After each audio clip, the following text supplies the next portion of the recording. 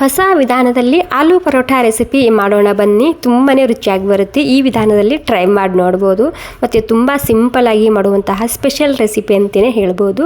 ನಾನು ಈ ಆಲೂ ಪರೋಟ ಮಾಡೋದಕ್ಕೆ ಒಂದು 3 ಆಲೂಗಡ್ಡೆನ ಈ ರೀತಿ ತುರ್ಕೊಂಡು ತೊಗೊತಿದ್ದೀನಿ. ಎಲ್ಲ ಸಾಮಗ್ರಿ ನಾನು ಲಿಸ್ಟ್ ಕೊಟ್ಟಿರ್ತೀನಿ, ಚೆಕ್ ಮಾಡಿ ನೋಡ್ಬೋದು.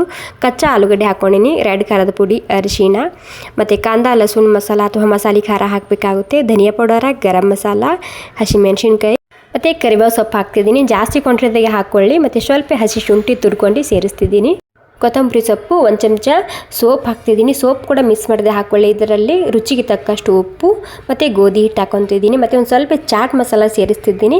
ಅದ್ರ ಜೊತೆಗೆ ಸ್ವಲ್ಪ ಮೊಸರನ್ನ ಹಾಕ್ಕೊಂಡು ನಾರ್ಮಲಾಗಿ ಗೋಧಿ ಹಿಟ್ಟು ಯಾವ ರೀತಿ ನಾದ್ಕೋತೀವಿ ನೋಡಿ ಅದೇ ರೀತಿ ನಾದ್ಕೋಬೇಕಾಗುತ್ತೆ. ಸ್ವಲ್ಪ ಮೊಸರು ಹಾಕ್ಕೊಂಡಿನಿ. ಮೊಸರು ಹಾಕ್ಕೊಂಡು ಬಾಕಿ ನೀರು ಹಾಕ್ಕೊಂಡು ಹಿಟ್ಟನ್ನ ನಾದ್ಕೊಂಡಿನಿ. ನಾರ್ಮಲಾಗಿ ಚಪಾತಿ ಹಿಟ್ಟು ಯಾವ ರೀತಿ ನಾದ್ಕೊತೀವಲ್ಲ ಅದೇ ರೀತಿ ನಾದ್ಕೊಂಡಿನಿ. ನಾದಿದ ಮೇಲೆ ಒಂದು 10 ನಿಮಿಷ ರೆಸ್ಟ್ ಮಾಡ್ಕ ಬಿಟ್ಟಿದ್ದ. 10 ನಿಮಿಷ ಆದಮೇಲೆ ನಿಮಗೆ ಇಲ್ಲಿ ಪರೋಟನ ಮಾಡಿ ತೋರಿಸ್ತಿದ್ದೀನಿ. ಸೊ ಮೊದಲಿಗೆ ರೌಂಡಾಗಿ ಲಟ್ಟಿಸ್ಕೊಂಡು ತೊಗೊಂಡಾದ್ಮೇಲೆ ಈ ರೀತಿ ತುಪ್ಪ ಅಥವಾ ಎಣ್ಣೆನ ಹಚ್ಚಬೇಕಾಗುತ್ತೆ. ಈ ರೀತಿ ಮಡ್ಚ್ಕೊಂಡು ಇದೇ ರೀತಿ ನಾನು ಮತ್ತು ಲಟ್ಟಿಸ್ಕೊಂಡು ತೊಗೊತಿದ್ದೀನಿ. ತುಂಬಾ ಸಿಂಪಲಾಗಿ ಮಾಡ್ಕೋಬೋದು. ಸೊ ಸಖತ್ ರುಚಿಯಾಗಿರುತ್ತೆ. ಟ್ರೈ ಮಾಡಿ ನೋಡಿ ಒಂದ್ಸಲ. ಇಲ್ಲಿ ನೀವು ತುಪ್ಪನಾದ್ರೂ ಹಚ್ಚಿ ಎಣ್ಣೆನಾದ್ರೂ ಹಚ್ಚಿ ಟೋಟಲಿ ಕ್ರಿಸ್ಪಿ ಆಗೋ ತನಕ ಬೇಯಿಸ್ಕೊಂಡು ತೊಗೊಂಡ್ರೆ ನಮ್ಮ ಹೊಸ ವಿಧಾನದಲ್ಲಿ ಆಲೂ ಪರೋಟ ರೆಡಿ ಆಗುತ್ತೆ.